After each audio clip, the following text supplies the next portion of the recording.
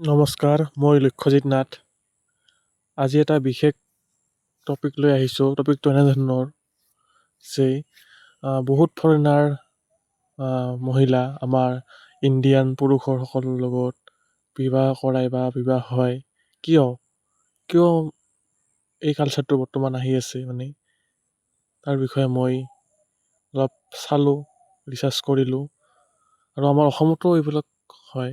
ভালো কথা, সেইটোৱে মই আজি ক'ব বিচাৰিছোঁ, আৰু সেইকাৰণে ভিডিঅ'টো মই পষ্ট কৰিছোঁ। কিবা ভুল হ'লে ক্ষমা কৰিব আৰু চাই থাকক। মই দুটামান পইণ্ট, ইম্পৰ্টেণ্ট পইণ্ট ক'ব বিচাৰিছোঁ, আৰু মই পইণ্টবিলাক ডিছকাছ কৰি কৈ আছোঁ। আপোনালোকে চাই থাকক। প্ৰথম পইণ্টটো এনেধৰণৰ যে আমাৰ ইণ্ডিয়ান যে কালচাৰটো বহুত ডাইভাৰ্চ হয়, বহুত অনৈক্যৰ মাজত ঐক্য। তাৰ বাবে আমাৰ মহিলাসকলে বেছি এট্ৰেক্টিভ হয়। আৰু আমাৰ ফেমিলি নেচাৰ আছে। এই ফেমিলি নেচাৰটোৰ কাৰণে বহুতেই বিদেশী মহিলাসকলে আমাৰ পুৰুষসকলৰ প্ৰতি বেছি আকৃষ্ট হয়। এইটোৱে। বাকী ভুল হ'লে ক্ষমা কৰিব। মই পইণ্ট ৱাইজ কৈ আছোঁ।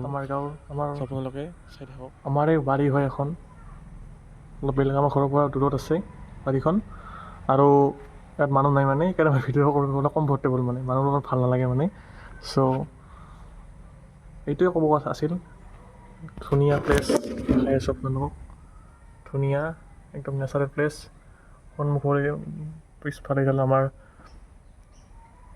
আমলখিৰ গছ এইখন। আমি ভিডিঅ'টো আৰম্ভ কৰিছোঁ। কিয় আপোনালোকে নিশ্চয় ভাবিছে বা ভাবা নাই, বা এতিয়া ভাবিব কিয় এনেকুৱা হয়। ময়ো ভবা নাছিলোঁ, বাট ভাবিলোঁ। মই যিহেতু বস্তুখিনি জানিলোঁ কিয় এনেকুৱা হয়, সেইটো আপোনালোকৰ আগতো মই শ্বেয়াৰ কৰিম বুলি ভাবিলোঁ তাৰ কাৰণে ভিডিঅ'টো বনাইছোঁ। আৰু মই এই এনেকুৱা এটা ভিডিঅ' মই ইংলিছতো বনাম, মই ইংলিছতো বনাবলৈ চেষ্টা কৰি আছোঁ। মোৰ ইংলিছটো ইমান উইক, আমি ইংলিছটো কেনেকৈ উইকৰ পৰা আমি এটা কমফৰ্টেবল কেনেকৈ ক'ব পাৰোঁ, তাৰ কাৰণে মই চেষ্টা কৰিম। কালচাৰেল ভেলু চাই থাকক ভিডিঅ'টো। ফেমিলি অৰিয়েণ্টেড কালচাৰ, আমাৰ কালচাৰটো ক'লোৱে মই। কালচাৰটো আমাৰ ডাইভাৰ্চ কালচাৰ, ধুনীয়া একদম এট্ৰেক্টিভ কালচাৰ, বেলেগত ফৰেনৰ দৰে বিদেশৰ দৰে নহয় আমাৰ এইটো। আৰু ফেমিলি অৰিয়েণ্টেড হৈছে ফেমিলি অৰিয়েণ্টেড। আমি ফেমিলিৰ লগত থাকি ভাল পাওঁ, পৰিয়ালৰ লগত থাকি ভাল পাওঁ। বেলেগ কাণ্ট্ৰিত কিন্তু বেছি আপোনালোকে মাক দেউতাকৰ লগত নাথাকে, কিন্তু আমাৰ ইণ্ডিয়াৰ কালচাৰটো এইটো আছে, মাক দেউতাকৰ লগত থকা, এটা ভাল সম্পৰ্ক মেইনটেইন কৰি ৰখা, সেই ফাৰ্ষ্ট এইটো। আৰু ফেমিলি অৰিয়েণ্টেড হ'লে ভালো, আমাৰ প্ৰতি মিলা প্ৰীতি হয়, হাই কাজিয়া নহয়, চেলফিছ নহয়, পৰিয়ালৰ প্ৰতি ভাবি। দ্বিতীয়টো হৈছে এইটোৱে প্ৰথম কাৰণ, education and career stability. Education যিটো আমাৰ বাবে বহুত ইম্পৰ্টেণ্ট, আৰু কেৰিয়াৰ, ভাল এডুকেশ্যন পালে ভাল এটা কেৰিয়াৰ ছেট হ'ব সেইকাৰণে সেই কেৰিয়াৰটোৰ ওপৰত বেছি গুৰুত্ব দিয়ে। আৰু কেৰিয়াৰটোৰ গুৰুত্ব দিয়াৰ আগতে আমি এডুকেশ্যনৰ ওপৰত, শিক্ষাৰ ওপৰত গুৰুত্ব দিব লাগিব। আৰু কাৰণ ফাইনেন্সিয়েল ষ্টেবিলিটি গম পাইছে, কেৰিয়াৰটো হ'লেহে ফাইনেন্সিয়েল ষ্টেবিলিটি হ'ব। কেৰিয়াৰ ষ্টেবিলিটি হোৱাৰ পিছতহে এখন সুখ সংসাৰ গঢ় লৈ উঠিব। যিখিনি প্ৰয়োজনীয় আছে, সেই প্ৰয়োজনীয় সামগ্ৰীসমূহ কিনিব পাৰিব। সেইকাৰণে এডুকেশ্যন আৰু কেৰিয়াৰ ষ্টেবিলিটিটো আমাৰ ইণ্ডিয়ান মানুহখিনিয়ে বেছি গুৰুত্ব দিয়ে। কাৰণ পইচা পাতি নহ'লে আজিকালি কোনো নচলে, কোনো কামেই কৰিব নোৱাৰে। ৰাতিপুৱা শুই উঠাৰ পৰা ৰাতি শোৱাৰ পাতি লৈ যোৱা, বিচনালৈকে যোৱাৰ লগত যিখিনি এটা জাৰ্ণি আছে, সেই জাৰ্ণিটো এভৰি ষ্টেপ, প্ৰত্যেকটা খোজতে পইচাৰ প্ৰয়োজন। সেইটোৱে 2 নম্বৰ। আৰু পইচা লাগিব। এক্সপ্ল'জাৰ আৰু এডাপ্টিবিলিটি এডপ্ট কৰা, যিকোনো এটা কেৰেক্টাৰ আমি এডপ্ট কৰি ল'ব পাৰোঁ। আৰু আমাৰ ইণ্ডিয়ান মানুহবিলাক ফৰেইনত যাই ভাল পায়, আৰু তাৰ কালচাৰৰ লগত মিলিব চেষ্টা কৰে। এইটো ইণ্ডিয়ান পুৰুষসকলৰ এটা ভাল বিশেষ গুণ, যে বেলেগ দেশৰ লগত মিলা প্ৰীতিকৈ চলিব পাৰে। এইটোৱে আমাৰ এডাপ্টেবিলিটি গুণ। অসমীয়াত বা কি আছিল এইটো পাহৰিলোঁ, মুঠতে বেলেগ ঠাইৰ লগত আমাৰ শৰীৰটো খাপ খাব পাৰে। এডাপ্টেবিলিটি, এডপ্ট কৰি ল'ব পাৰে, নিজকে এডপ্ট কৰি ল'ব পাৰে। সেইটোৱে।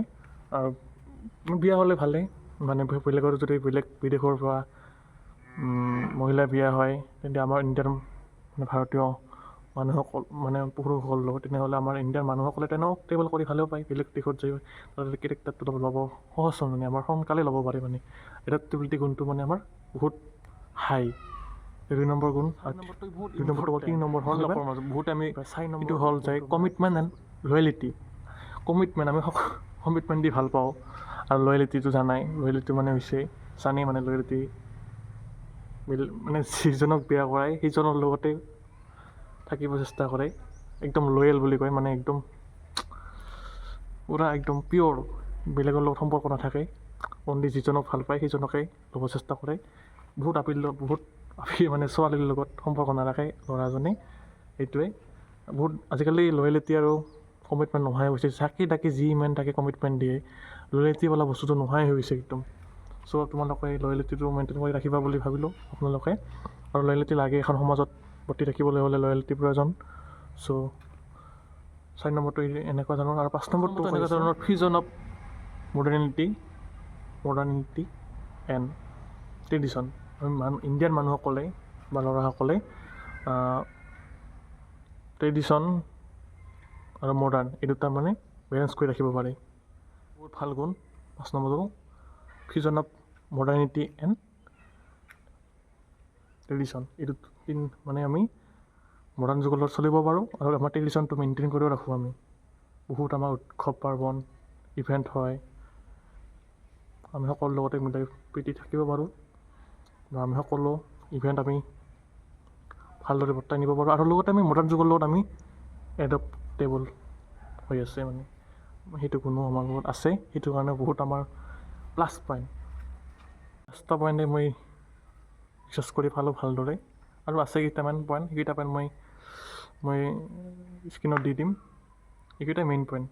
আৰু আপোনালোকেও লয়েল হ'ব চেষ্টা কৰিব, সম্পৰ্ক কৰে এজনৰ লগত কৰিব ভালদৰে, মানে প্ৰেমৰ সম্পৰ্কটো কৈছোঁ, বেছি লগত নকৰিব, সেইটোৱে।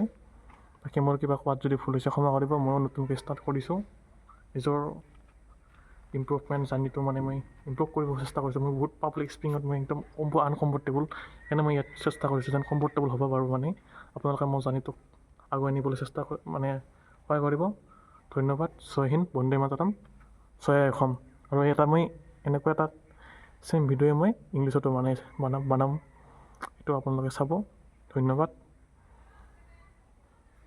ৰ'ব আৰু এটা কথা, ভাল লাগিলে ভিডিঅ'টো লাইক কৰিব, বেয়া লাগিলে ডিছলাইক কৰিব, আৰু ভাল লাগিলে ছাবস্ক্ৰাইব কৰিব, বেয়া লাগিলে আনছাবস্ক্ৰাইব কৰিব। নো টেনশ্যন, মই বেয়া নাপাওঁ।